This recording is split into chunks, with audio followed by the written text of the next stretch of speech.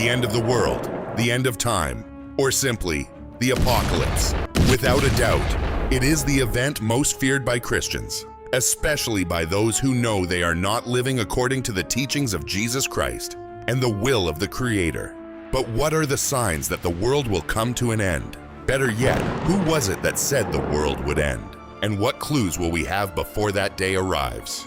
The arrival of the Four Horsemen of the Apocalypse, the final judgment, and the return of Jesus Christ. All of these events are tied to the belief that one day the world as we know it will come to an end. But what still has to happen before that day arrives? Are we getting close?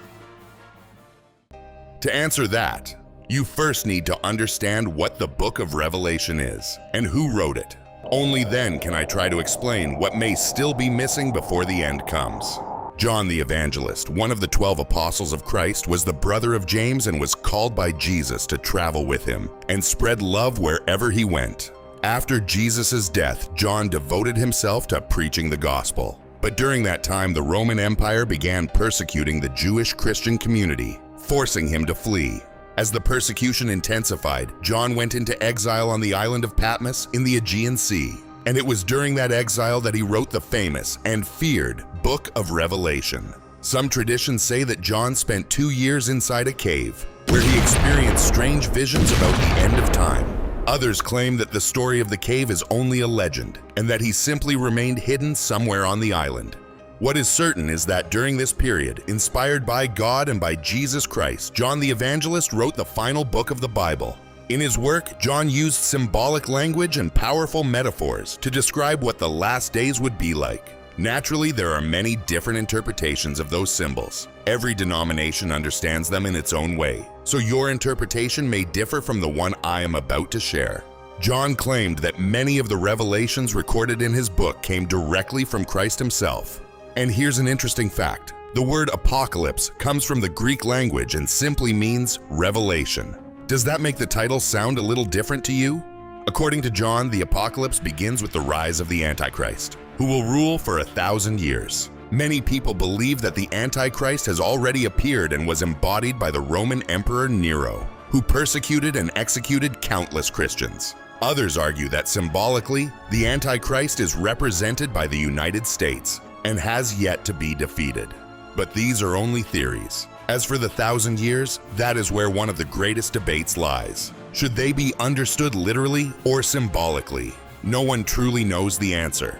But let's continue following John's account. His book says that after the coming of the Antichrist, a series of extraordinary events will mark the destiny of humanity, beginning with the 7 letters, the 7 seals, the 7 trumpets, and the 7 bowls of wrath. I'm not going to examine every part of Revelation today. Instead, I'll try to be more direct and simply tell you about some of its most famous prophecies. At one point in the book, John mentions the sounding of the 6th trumpet. This is the moment associated with the appearance of the legendary 4 horsemen of the apocalypse. According to John's vision, each horseman has a specific mission, and together they are destined to destroy 1/3 of humanity. Leading a vast army, they ride terrifying creatures with serpent-like tails and the heads of lions. The first is the White Horseman, who in many interpretations represents conquest and the Antichrist. Then comes the Red Horseman, carrying a sword and symbolizing war. The third rides a black horse, representing famine and poverty.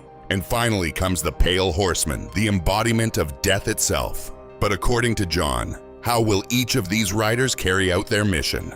The White Horseman will first deceive the world by bringing a false sense of global peace.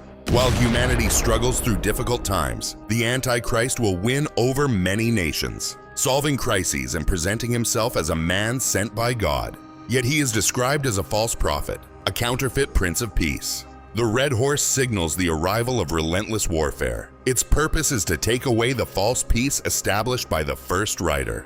Wars unlike anything before will erupt across the earth, bringing unimaginable loss of life. Then comes the third rider, mounted on the black horse. He represents famine and suffering, the natural consequences of war. Crops will fail, the land will become barren, and food production will collapse, leaving much of the world in desperate need. Finally, the last horseman appears, riding the pale horse.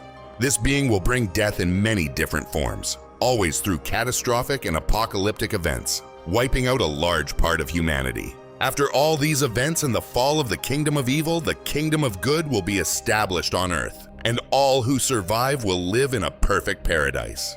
The dead will stand before God at the final judgment, where the righteous will enter heaven and sinners will be cast into hell. That is a brief summary of what John described about the end of the world. But according to his writings, what still has to happen before the final judgment arrives? Now I'm going to offer a somewhat controversial perspective, but you may end up agreeing with me. Let's take a closer look at each of the four horsemen of the apocalypse. The first is the rider on the white horse, the false prophet. According to scripture, a man who appears to be good will one day rule the earth. Have you ever considered that this may have already happened? Let's use a very controversial example. Adolf Hitler.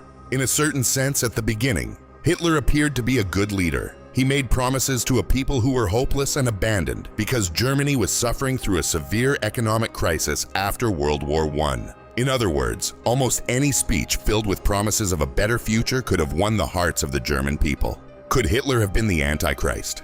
And just as easily, many other dictators, rulers, and even religious leaders could be seen as the false prophet.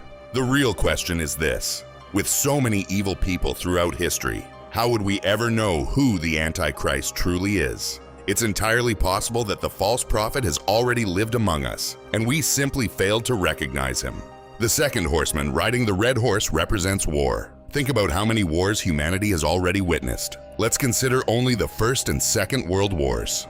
It is estimated that around 20 million people died during World War I, a staggering number. But that figure is overshadowed by World War II, which claimed somewhere between 60 and 85 million lives. And we could also mention countless civil wars, the Vietnam War, or even conflicts here in Brazil, such as the Canudos War, the Paraguayan War, and the Cisplatin War. And those are only a small fraction of all the conflicts humanity has endured.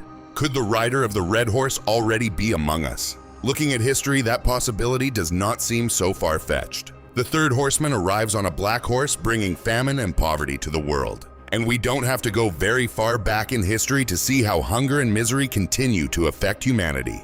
According to United Nations data released in 2019, the number of undernourished people worldwide had risen to 821 million by 2017.